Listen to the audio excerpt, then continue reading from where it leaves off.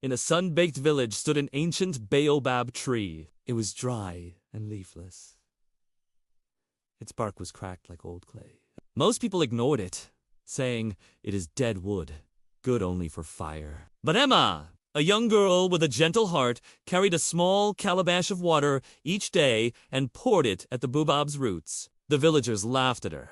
Why waste water on something that cannot live? One moonlit night, Amma was woken by a deep, rumbling voice. "Child," said the baobab, "your kindness has reached even my sleeping roots. Tomorrow, dig beneath me, and you will find my heart."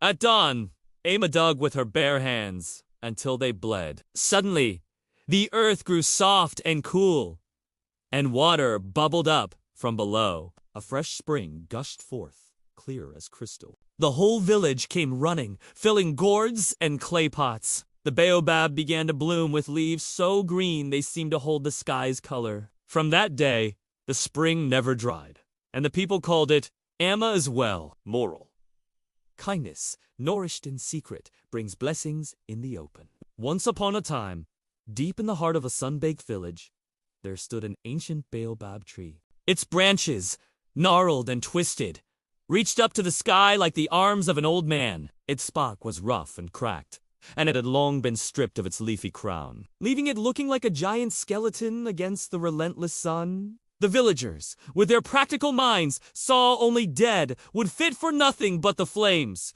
But Amma, a young girl with a heart as big as the sun, saw something different. She saw the beauty in the tree's gnarled features, the strength in its twisted roots, and most importantly, she saw life. Every day, Ama would take a small pot of water to the baobab tree and pour it at its roots. She sang softly to it, telling it stories of the world beyond the village, of lush green forests and sparkling waterfalls. The other children laughed at her. "Why waste your time on an old, ugly tree that can't even give you shit?" they said.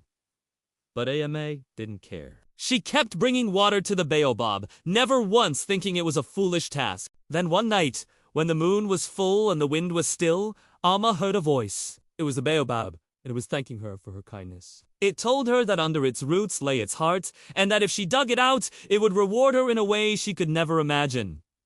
At first, Amma was scared. The idea of digging up a tree's heart seemed like a dangerous, perhaps even evil thing to do. But the baobab reassured her, and so the next morning, Amma took a shovel and began to dig. She dug and dug until her hands were sore and bleeding, but she didn't stop. And just when she was about to give up, she felt the earth give way beneath her. With one final push, she pulled out a large, smooth stone. And when she brushed the dirt off it, she saw that it was a heart.